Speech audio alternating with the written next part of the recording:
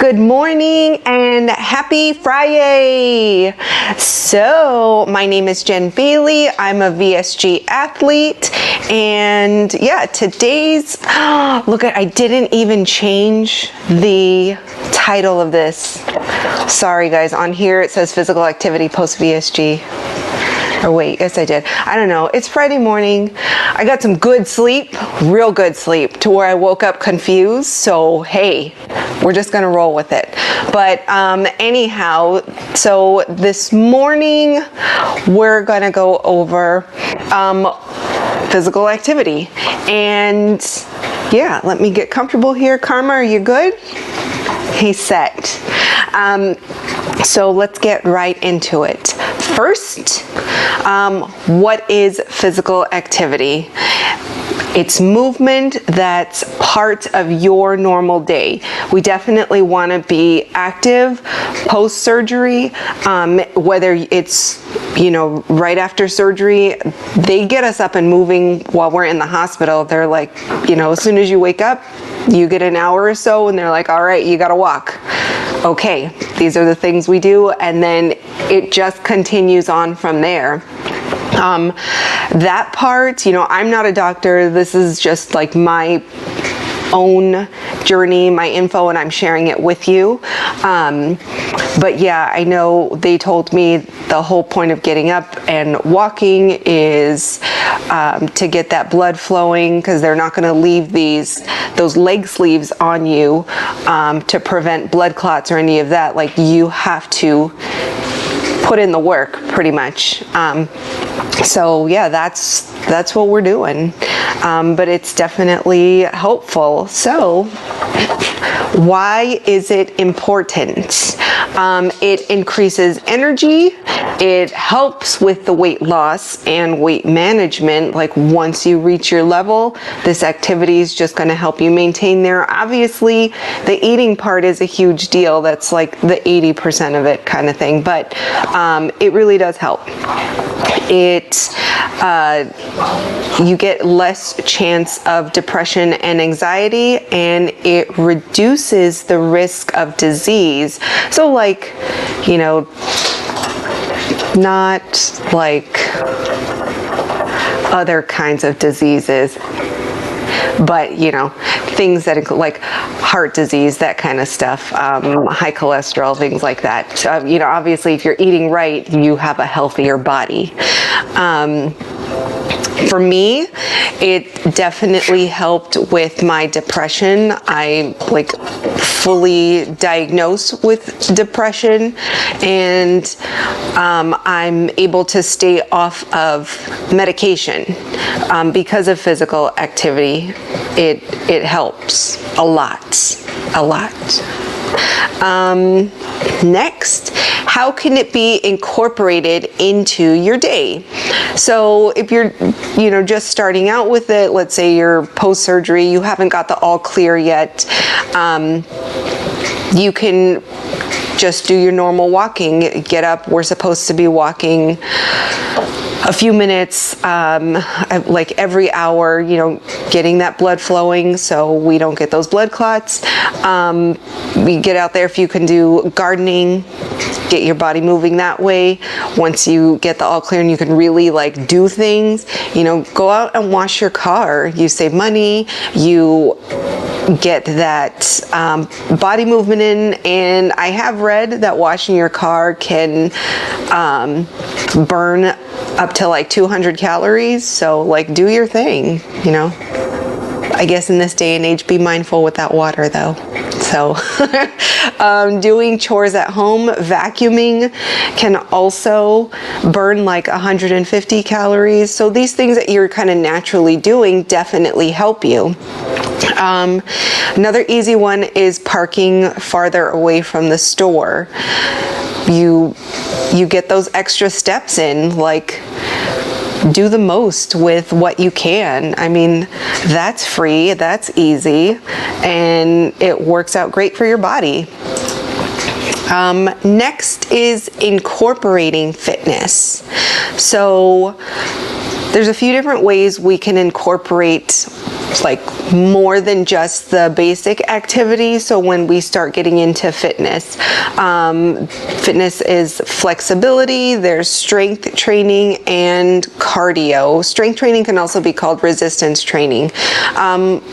Flexibility would be like yoga, and you know, you get your body stretching. Yoga surprisingly counts as cardio, and that stuff is hard. Like if you think, oh, I'm just stretching, I'm here doing like downward dog or cat pose, or you know, like when you get into those warrior things and stuff, you're stretching and pulling, and you have to be very like slow and mindful about it. Yoga's rough. I've got like a good sweat on. I'm there like shaking, trying to hold my balance, doing these things. It is absolutely amazing. I do love it. It's definitely helped in my journey. But yeah, FYI, just don't think yoga is like real easy and like I'm gonna do yoga all the time. It's fantastically challenging. Strength training or resistance training, that stuff, you know, that's gonna help you with the loose skin over time. Some of us, the skin's been stretched out. There's like the elasticity is shot. And that's okay, you know. Some of us may need that surgery later on to get rid of the skin that just couldn't snap back. We're all in it. It happens. But yeah, strength training, you can do stuff where it's just body weight only, or if you have the funds and you can go to a gym, do that. If you have things you can just work out from home. Again, this is YouTube. There are plenty of things online for free. If you're watching me on some kind of device, you can pull it up just as easy, a strength training class with no weights, just body weight only. And it works out great. And the same thing for yoga and cardio.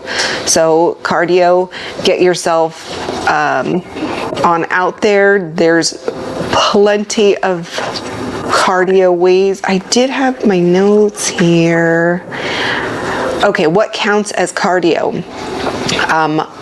Walking, these ones are low impact. So walking is cardio. The elliptical machine is cardio. I know a few years ago, like when I was real heavy and I was having knee issues, that elliptical was my best friend. It's so smooth and it gets you going. Stationary biking, pop on that seat and like go to town. The rowing machine, really good if you have the gym membership. Swimming, low impact, and yeah, like there's some other things, but those are pretty basic ones. Yeah, so things that are not low impact, running, that's something I love. I really used to like it when I was heavy, but I love it as the weight came off, and it makes you feel good that you get that kind of runner's high is what they call it. For me, it takes a few miles to get that, but when I come home, I'm super happy, super energetic, and I literally want to be like, Starbucks for everybody. Financially, I can't do that, but you know, that's how I feel. So it works. But cardio is a great way to, you know, incorporate that physical activity into your day. Other ways are fantastic too. That's just my personal preference. All right, so now working it into your day. We all have busy days. That's the adult life. That's what we do. Aim for 30 minutes of movement within your day, even if you have to break it up into 10-minute segments. do something. I mean, let's be real here. There are plenty of people, sometimes myself included, that will like have our screen time during our toilet time. Why? Because we're just sitting there. If we can spend those few extra minutes scrolling, we can adjust our time throughout our day to have those 10 minutes, little chunks to get our body moving.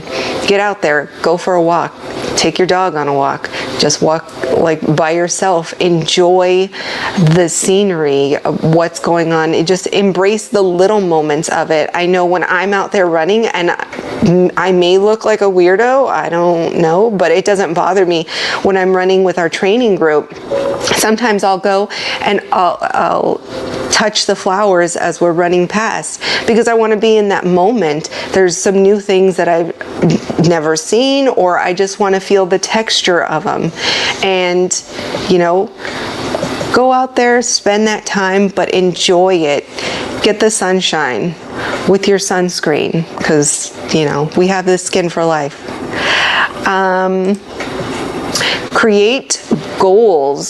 So again, once you're into like the all clear phase and you can really do things, create these goals. What do you want to improve on? What is something you want to get to? And, you know, try to be the best version of yourself. Write these goals down and track your progress. Sometimes, let's say for a short-term goal, if I'm in a race or I know I'm not feeling like 100%, I'm like at 80. My goal is don't die. Like, as silly as that sounds, I want to get through it. I want to feel good at the end. But you know what? If I know my time isn't going to be what I wanted it to be, then let's go to that second goal. Girl, don't die. Just get on there, make it happen, get your medal. And at that point, I have accomplished something. I've finished it, and I'm still alive and smiling to tell the tale. Same thing this weekend. I have Santa Monica Classic coming up. It's by the beach. I have activity-induced asthma.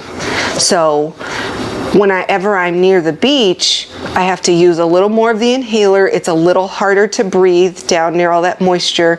And I'm doing a 10K down there. This is my first time doing the 10K at Santa Monica Classic. They have a little bit of hills going on. So I know that's going to be kind of challenging. Plus, I want to finish in time to go help with the little kids race. So I got to put in the work. And right now, my goal is to finish in time to go help with that.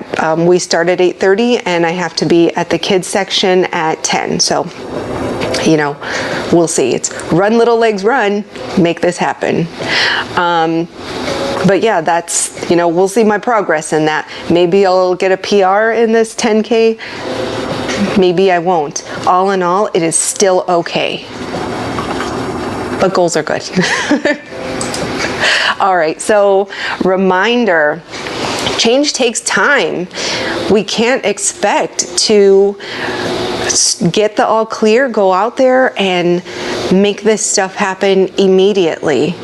I know for me, I was able to do 6 miles a few times a week before surgery, and after surgery, I could barely walk a mile. I mean, I had my dog with me, and he's gigantic, and luckily he kind of pulled me back home and kept me going. But, you know, there was like that little hiccup in my activity, and it's okay, you know. I knew this was a whole new journey I was starting. My body is trying to find its new normal, and I couldn't let that set me backwards. That would be like not okay. So I knew, okay, this is the start. I can't do what I used to do pre-surgery, and I just got to work my way back from there. So yeah, focus on yourself.